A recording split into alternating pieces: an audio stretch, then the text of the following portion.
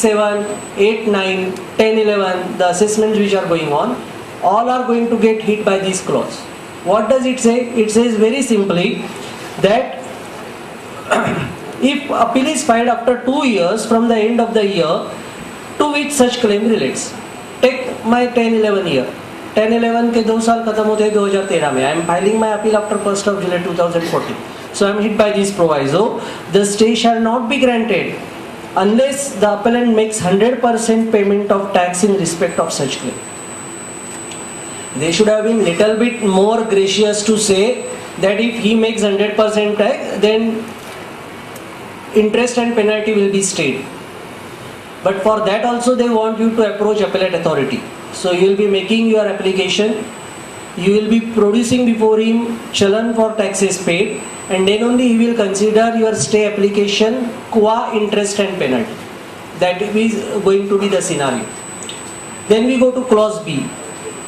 Where such appeal is filed before the expiry of 2 years from the end of the year to which such claim relates, the stay, if any, shall stand vacated if the dealer fails to produce the required declaration before the expiry of the said period of 2 years. Now, this clause has gone a step further. What I told you just now, that after 1st of July 2014, if I am filing my appeal for 12/13, then I will not be hit by clause A.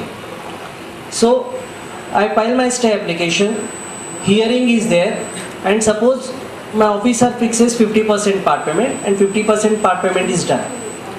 Now this proviso says that I have filed my appeal before the expiry of 2 years from the end of the year to which such claim relates. Fine enough. The stay, if any, shall stand vacated if dealer fails to produce the required declaration before the expiry of the said period of 2 years. Impliedly, I have filed my appeal, say as on today, 11th of July 2014. Appeal is pertaining to 12-13. Now 12-13 के 2 साल complete होते हैं 13-14, 14-15. That means by 31st of March 2015 that period of 2 years is going to be over. Then on 1st of April 2014 I am supposed to approach before that officer, appellate officer, and produce whatever declarations I had contested for in that appeal. If I produce those declarations, then only that particular stay will continue. If I fail to produce those particular declarations, and if the declarations are still pending, then if that stay has been granted for 50%, that will stand vacated. I will have to make 100% payment of tax, and then once again that stay will be decided to the quantum of penalty and interest which was levied in that 12/13 order. That is how that entire scenario of appeal is going to work. And then you will find there is one explanation which tries to say, for the purpose of computing payment in appeal mentioned in the above clauses, the amount of part payment made earlier, if any, shall be included. The example which I gave कि 12/13 का appeal मैंने दाखिल किया है आज के तारीख में, 2015 में जाके 2 साल जब पूरे होते हैं, and if still those forms are pending, I have to make 100% payment of tax. At that juncture they say, if I have made 50% of that tax over here, that can be counted, and only remaining 50% I will have to make in 2015, and then that stay will continue. Or that stay to the extent of penalty and interest etc. will be then decided by that officer once again. That is how the entire scenario, and to my mind, now people will say that there is no point virtually in preparing appeals as far as CST declarations are concerned. Otherwise it is better to pay off tax, wait for declarations to come, that period will be of 2 years, and then you approach for rectification under section 24 subsection 2 for rectification of order on getting all the declarations. That will be a viable media. So maybe via media they have found out to reduce the pressure in appeal or not, but this is going to make life worse for the dealers. Can I ask a question on this? Yes sir. Is this provision applicable in case of CST? Because the amendment is to VAT Act. Yeah, but when we read this particular section 26 and section 9 of the CST Act says that all provisions of appeal etc. will be applicable on all fours to the CST Act. But naturally this particular provision is to apply to the CST Act also. There will not be any sparing. And that's why they are very shrewd enough to use both the words declarations and certificates. So when we are talking about declarations, my C form declarations, my I form declarations, etc. are going to get it. And when we are talking about certificate, my H form certificate or that form I certificate from SAYS unit, etc. all those are going to get hit. In fact, for CST purpose only they have brought amendment over here in STAY. So it will be applicable directly under section 9 of the CST Act. Then friends, I will touch upon the amendment which they have made to section 29, which deals with the penalty aspect. We all are aware that 29(3) penalty has been whoopingly used in all 23(5) cases. Once there is disallowance of set-off on account of so-called hawala transactions, etc., 100% penalty has been levied under section 29(3). And then that becomes the bone of contention or litigation in all my appeals. If you recall, Bombay High Court, as far as MVAT Act is concerned, has been consistently holding that even if the words used are may levy penalty equal to 100% of the tax, it need not always be 100%. In case of Ankit International, Bombay High Court has very categorically observed that the discretion whether to levy penalty or not is there with the officer, and that gets extended to the amount of penalty also, even if it is mentioned equal to so and so. Now this 29(3) also is likely to see the same fate of interpretation. That interpretation will come that yes, the decision has to be taken by appellate officer, assessing officer, whether he has to levy penalty or not, first thing. And if he comes to a decision he has to levy, he need not levy 100%, it can be from 0 to 100%. Now, fearing that interpretation to come from Bombay High Court, etc., they have tried to plug certain amount of penalty here only. They have taken care, either you pay here or you pay there. Cheat bhi meri, pad bhi mera.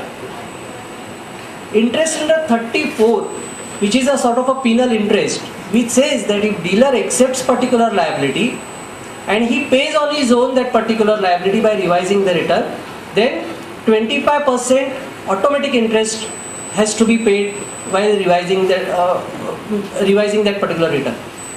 Now, to fall in line with that particular amendment, they have amended this particular section 29(3), and now 29(3) says, I will read that entire proviso so that the thing will be clear to you.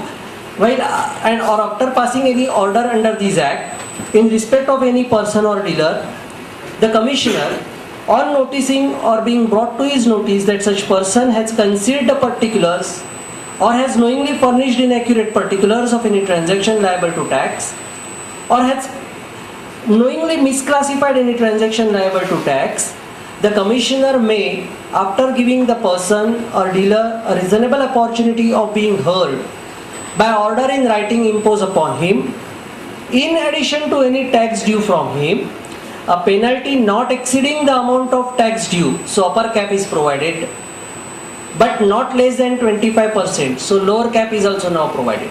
So commissioner cannot come to a conclusion, or assessing officer cannot say that okay, looking into the circumstances, I do not levy penalty.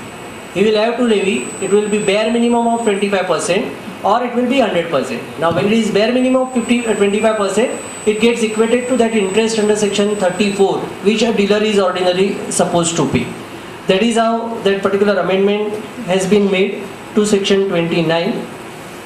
Then there is one clause they have inserted for levy of penalty, and that is clause 7 capital A. It says, in case of a dealer who has filed late return on or after 1st of August 2012 and has also paid the late fee under subsection 26, the penalty in respect of such return, if any, imposed under subsection 8 of this section as it existed, shall not be recovered. So this is a solace given to the dealers, because there were many cases.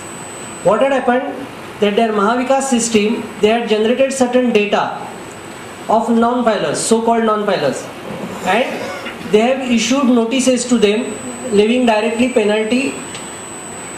In the meantime, this late fee concept was introduced, and my returns were not getting validated unless and until I pay late fee. So there was a double dhamaka. Late fee I have paid on my own while uploading the return, and there was a levy of penalty. And when there was a levy of penalty, when you approach this returns department, returns division, they used to say हम लोग कुछ कर नहीं सकते, we cannot cancel, वो भरना ही पड़ेगा. So now here they are now providing, better late than never, that this amount will not be recovered. So if anybody has not paid, he can now have at least one night's school sleep, that okay, I need not be bothered on that late fee penalty aspect which officer has levied. Then subsection 12 of this particular penalty clause has been deleted. Now what is that subsection 12 of this penalty clause? It provided for permission to be taken by assessing authority while passing penalty order. It read, no order imposing a penalty under any of the foregoing subsections shall be made by a sales tax officer or an assistant commissioner where the penalty exceeds rupees 5 lakh except with the prior approval of deputy commissioner, and by a deputy commissioner or senior deputy commissioner where the penalty exceeds rupees 10 lakh except with the prior approval of the joint commissioner, provided that nothing in this subsection shall apply to any penalty which may be imposed by an appellate authority. So this proviso had proved to be beneficial in many these 23 cases. STO है 10 लाख का penalty लगा है, prior approval लिया है नहीं लिए. So tribunal had struck down that penalty, saying that this particular sanction was not obtained from higher authority. Now that being a hurting issue, that provision itself has been deleted. So now for officer the penalty section is open. If that STO desires to levy 10 lakh of penalty, he is welcome to do so. If deputy commissioner is desire of levying 50 lakh penalty, he is welcome to do so, because now there is no upper cap provided which was there earlier. But that is how the life goes. Then comes subsection 11A.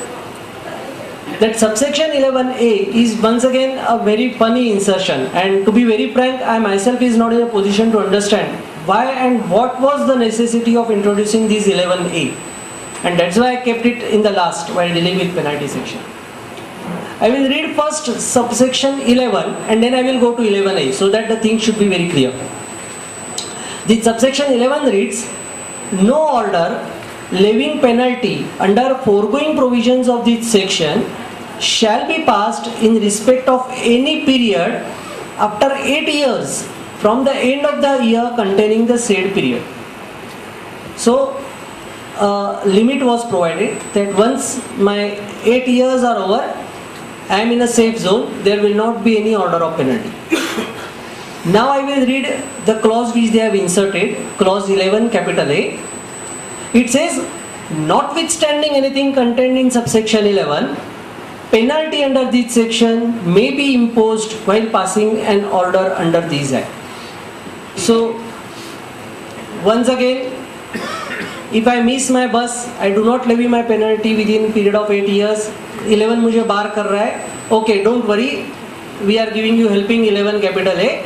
You say I am levying penalty under 11 capital A.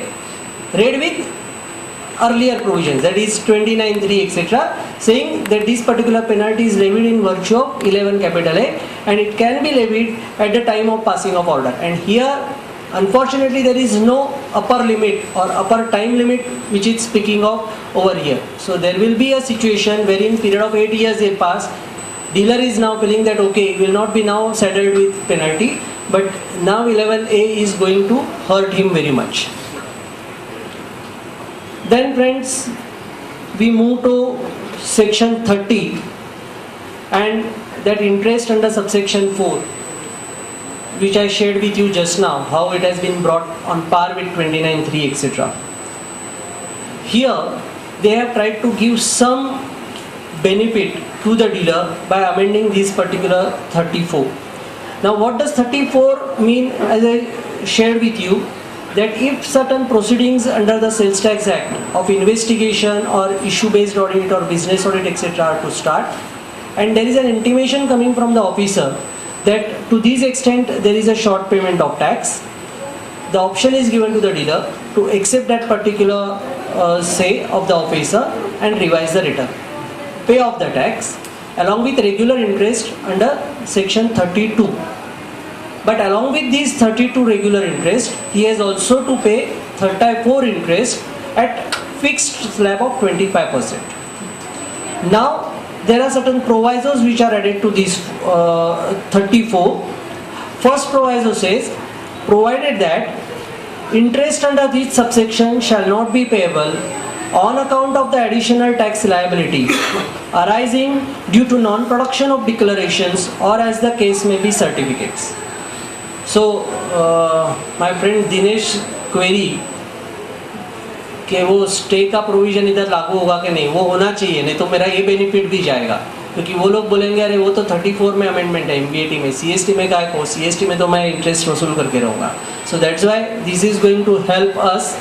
It says that if that additional tax liability dealer is admitting on receipt of issue-based notice etc. for non-production of declarations, for pending declarations which are mentioned in Annexure I or Annexure H of the MVAT audit report, then they say that if it is only on account of that additional tax liability, this 34 will not be applicable, it will not be paid. And that philosophy in fact they have started implementing in the latest CST orders passed also. You will find that only the differential amount of tax and regular interest is levied. Earlier they used to levy 100% penalty or these particular 34 working etc. used to be there, but everything has now been zeroed in. Now they are levying only differential tax and interest amount. They have added another proviso also to this 34. What does that proviso read? Provided further that if the amount of tax paid as per revised return is less than 10% of the aggregate amount of tax paid as per original returns in respect of the corresponding period, then no interest under this subsection shall be payable. Explanation: for the purpose of this subsection, the expressions tax paid as per original returns shall be deemed to include the amount of tax paid as per the revised returns filed before the commencement of proceedings specified in clause A or before the receipt of intimation specified in clause B of subsection 4. So now the things have been made very clear. If I am revising my return after the proceedings are initiated and after I am intimated that you have to pay this much, then I have to compare that amount of tax which I am going to pay. If that amount of tax is in hundreds or in thousands compared to tax paid by me in lakhs of rupees, then I will be safe over here. I have to compare whether that difference is less than 10% or not. If answer is yes, I need not pay this particular interest 34. Where this is going to help? There are certain foolish parameters which department has come out with, like the composition tax paid, RCC, and the amounts are very penny, running to 200, 300 etc. And dealer says, जान दो कहाँ खटपट करेंगे एक बार भर देंगे to close the issue. Now all these amounts are going to get benefited. There need not be calculation of 25%. Only one thing we have to keep in mind, that they have very specifically explained what is tax paid as per original returns. Because earlier MPCO Traders Judgment of Bombay High Court, it said that set-off also amounts to a sort of tax payment. So I have to look to the gross amount which I have admitted in my returns when I am calculating my penalties etc. Under old era, I am talking about BST era, for levy of 36(2)(c) penalty etc. There I used to compare my gross figure which I had declared, but here they are very specific. I have to compare my actual tax payments which I have made, maybe as per revised returns, but prior to initiation of proceedings. So all those payments I have to compare with the amount which now I am going to pay after the intimation received from the department, and if that amount is less than 10%, I need not pay 34 interest. Then 31A, we are aware that it is regarding the tax collection at source, Here now they have tried to include these sand excavators etc. earlier last year for the purpose of TCS. Now they have extended it to the dealers who awards the quarrying lease or quarrying permit in respect of minor minerals to dealer within their jurisdiction to collect an amount of such award etc. So these minor minerals, if they are dealing in, they will have to face this TCS problem. And when we are talking about these minor minerals, when the VAT was introduced in the year 2005, the commissioner had come out with a circular trying to explain what gets included in these sand and minerals etc. So that particular circular can be of help to you if you want to find out whether that your client is getting covered under that particular minor minerals category or not. Then we move further. In section 51, you will find that they have tried to substitute or rather introduce certain references of the package scheme of incentives which are later on added under the scheme of the state, and those are package scheme of incentives 2001, 2007 and 2013. So all these references have been added over here, and so that the benefit of this entire scheme of the act of exemption and deferral etc. will be available to those particular dealers also. Then friends, we move to section 61, that is the section which deals with the MVT audit provision. Now that provision has been substituted, and I will read the substituted provision for clear understanding. It says every dealer liable to pay tax shall, now clause A reads, if aggregate of his turnover of sales and value of the goods transferred to any other place of his business or his agent or principal situated outside the state, not by reason of sale, or turnover of purchases exceeds rupees 1 crore in any year. So what dealer is supposed to now compare to conclude whether he is covered by audit or not? Turnover of purchases. If it is more than 1 crore, he is automatically. As far as sales side is concerned, they are asking you to take aggregate of sales turnover plus the value of branch transferred goods. If that total is more than 1 crore, then they say that VAT audit provisions will be applicable. So it can be a very slippery case also that my actual sales are say only 90 lakhs or so, but then simultaneously there are certain branch transfers say of 20 lakhs or 25 lakhs.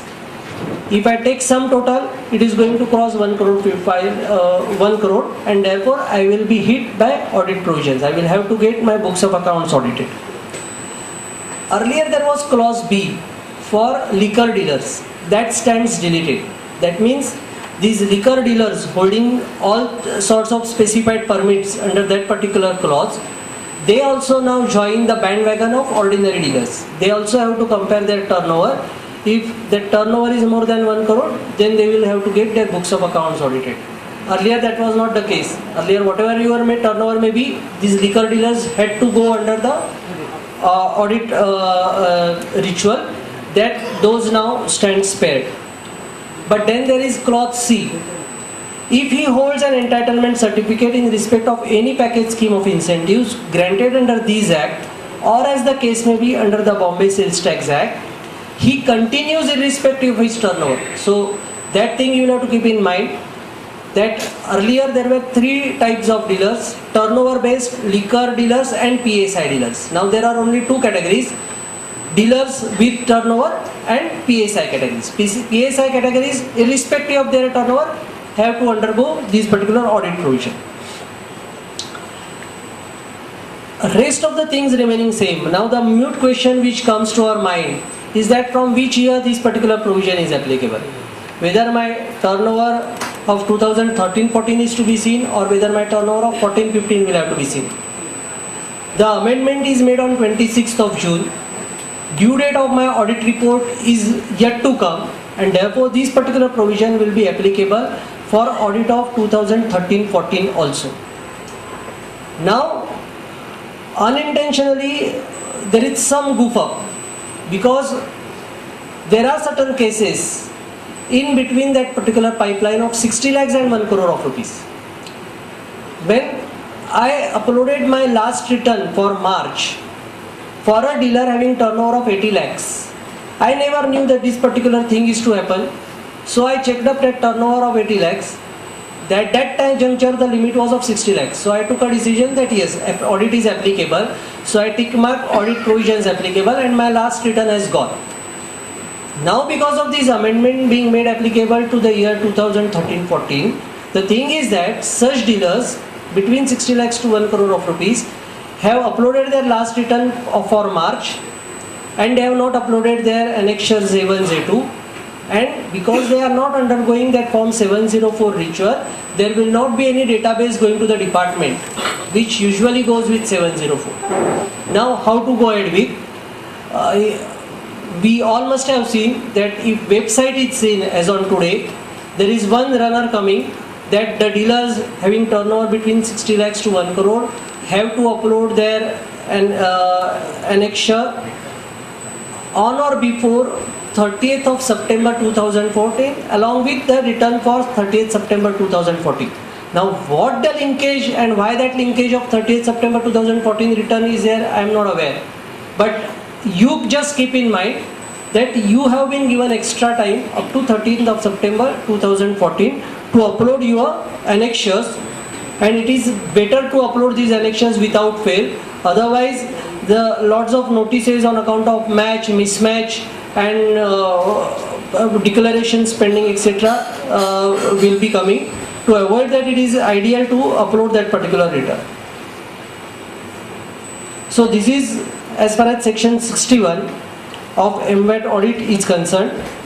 Then you will find that in section 63 subsection 7, which was there along with the insertion of 34, talking about giving an intimation of the result of proceedings conducted by him, the words used were may.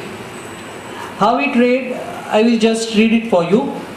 If during the course of any proceedings, in case of any dealer, it appears that the commissioner that quantum of tax payable, or as the case may be amount of set off as disclosed in the returns filed, or as the case may be recorded in books of accounts, is incorrect, then the commissioner may send an intimation in the prescribed form to such dealer communicating the likely quantum of tax etc. And this intimation never came to the dealers. Earlier there was form 7 which was unofficially making rounds for giving intimation. Thereafter form 603 was officially introduced for giving intimation under section 63(7), but no such forms were issued. Only on oral instructions and high-handedness was there just to get your returns revised. But now it has been made in black and white, and you believe me, this is going to help you a lot, because very recently while facing these 7, 8, 8, 9 business audits etc., we used to go to that officer and we used to point out that sir, वो पहले desk audit से notice आया था, हमने declarations already दिया हुआ है. He used to say, where is the order? Where is an intimation? Bring it to me, I will close this file. Otherwise, I will have to go with my job. This is going to help, because now it says that commissioner shall send an intimation in the prescribed form to such dealer communicating the additional quantum of tax if any. And I am harping on the words if any. That implies that even if there is no observation coming from him, according to him nothing is payable, still he will have to intimate me that I have conducted your issue-based audit or business audit and there is nothing payable from your side. That positive statement will have to come from officer, and we will have to prevail upon these officers that look sir, the amendment has been made to say he shall issue intimation for additional tax if any. If any implies even if it is 0, he will have to give you intimation. So that is going to be of benefit to you. Then there are two amendments which are